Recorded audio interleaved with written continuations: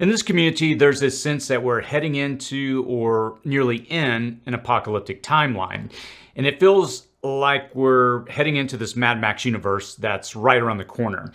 And look, I get it. We're living in what I would consider an era of polycrisis. We're watching multiple issues that are happening around us all at once. And we're being constantly bombarded with bad news. So it really comes as no surprise that we feel that we're in this end of the world scenario, that we're living it. And since 2020, there's been a strong sense of uncertainty and unease about what's happening around us and what may come next. But if we're truly heading into an end of the world scenario, is there anything really anyone can do about it?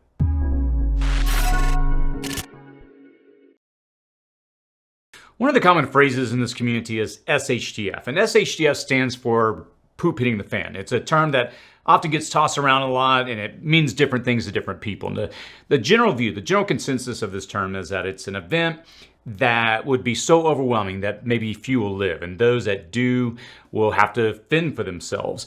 And it's a view that we're headed into some inevitable Armageddon.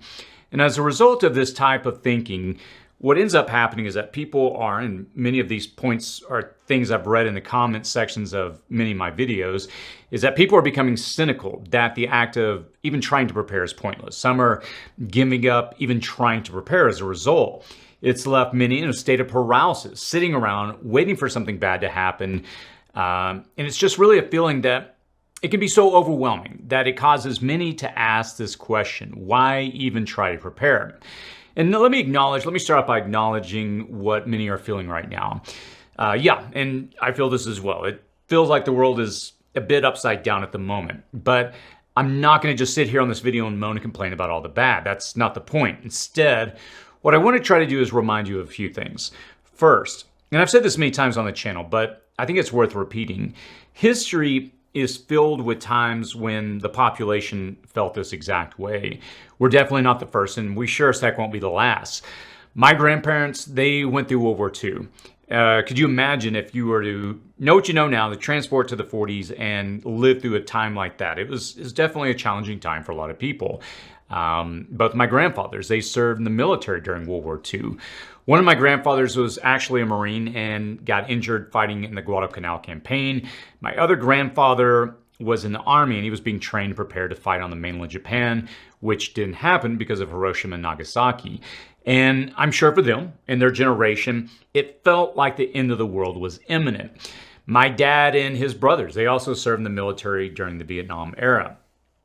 And that was another time of great upheaval and uncertainty within the United States and around the world. And look, I say this not to minimize the real issues that are happening right now in the world. Yes, I share the concern of my community of what may come next. And it definitely at times feels like we're on the edge of something big. And let me pull back for a second in this video before I continue on to the main point. I personally, and this is my take, I'm not so concerned about just one singular event changing everything at once. And while I don't rule out that possibility, I view the changes that are happening around us right now as what I would really call an early stage collapse. That's my personal view and what drives me and what motivates me to prepare. I think humanity is in the early stages of things falling apart.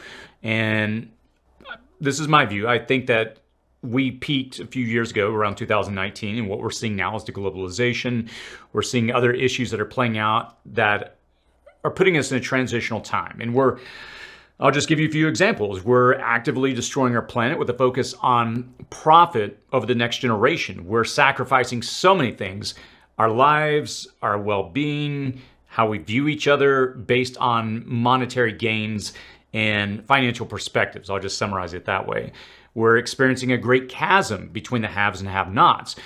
And look, I could go on and list all the issues and all the things that are playing out right now, but I'll stop here about all the challenges. And suffice it to say, I think it's in everyone's best interest to prepare for a changing world that's not likely going to change in a positive way. So regardless of what your views are, I think we all can agree that we're in, again, I'll use the phrase, and I'll probably use it a few times in this video, a transitional time.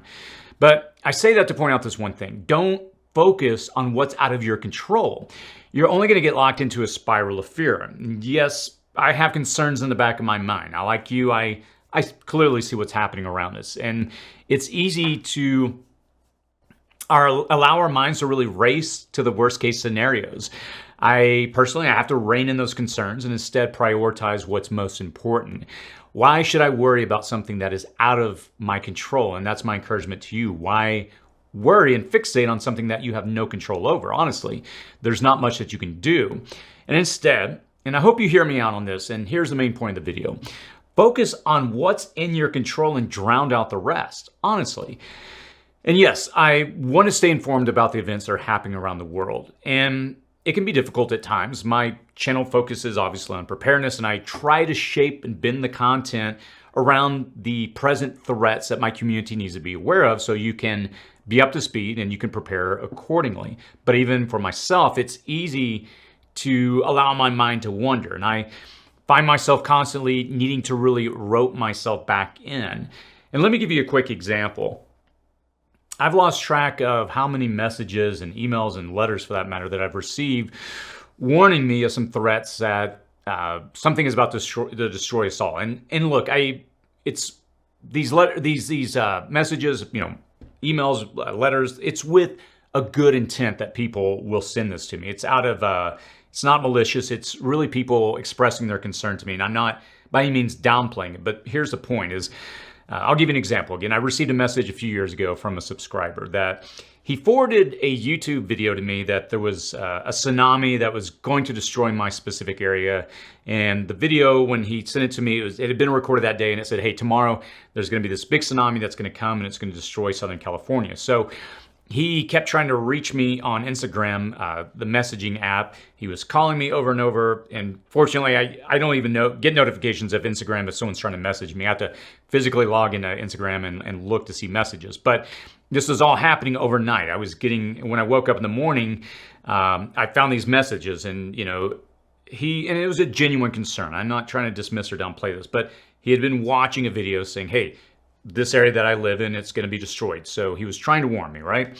And again, I just bring up this example to just point out that how people can get caught up in these vortex of fear, and they begin to lose sight of reality.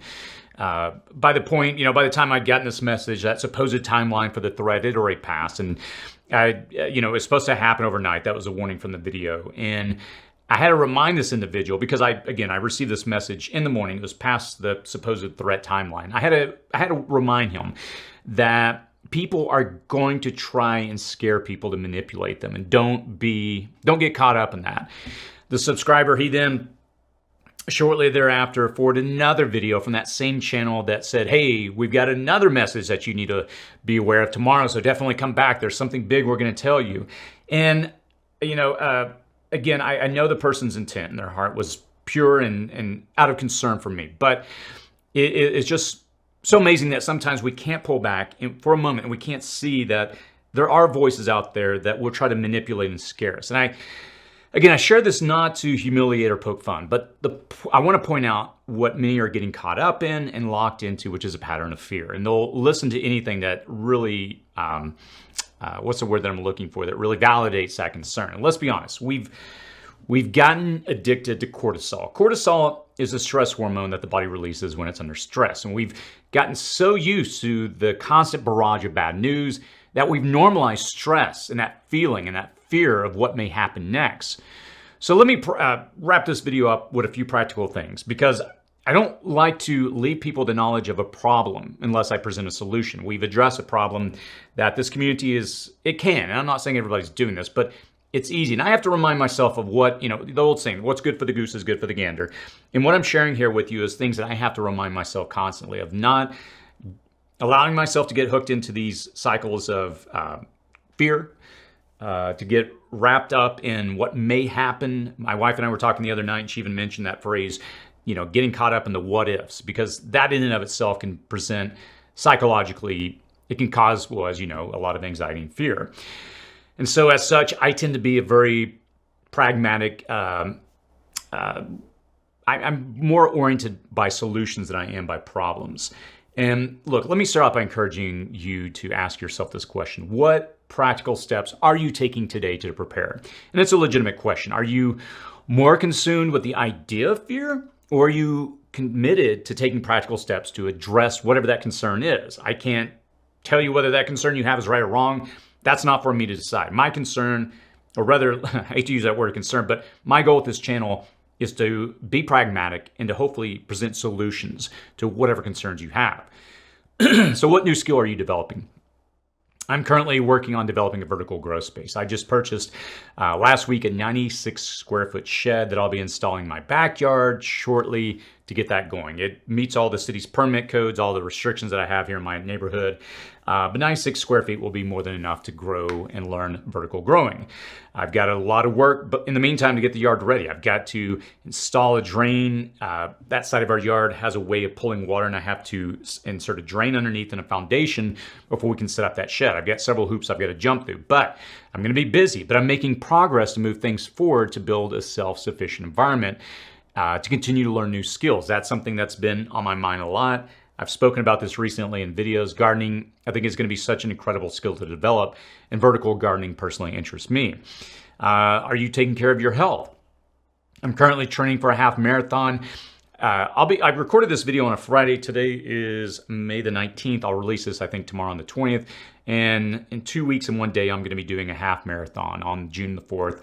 And I've been training over the last several weeks. The workouts get intense, longer and longer and longer. The other day I had to run 12 miles. A couple of days ago I had to run 8 miles. Tomorrow I think 5, and then Sunday is 10. And I'm starting to feel it. Those miles start adding up. And yesterday I did a 8-mile run in the morning. I was pretty much laid up the rest of the day. It was hard to get motivated to do much in the recovery phase. But after that, I plan on picking up a new exercise routine, a new goal to push myself. And if you don't have a plan, I can't encourage this enough. Find one. A goal without a plan, it's just a dream. And I could go on, but let me conclude with this question. Are you addicted to the fear of what may or may not happen? Or are you actively trying to find ways to take steps to prepare yourself? And look, that's a question that I can't answer for you, but I hope this video at least gets you to think about these things. I hope it spurs you to take a moment to slow down and actively think about these things. And more importantly, I hope this video encourages you to take action. I'd love to hear your thoughts and feedback below. I always learn so much from the community. What's your thoughts on this? What steps are you taking? Have you been caught in the spiral of fear, and what did you do to break out of it? I'm sure the community would love to hear from you. As always, stay safe out there.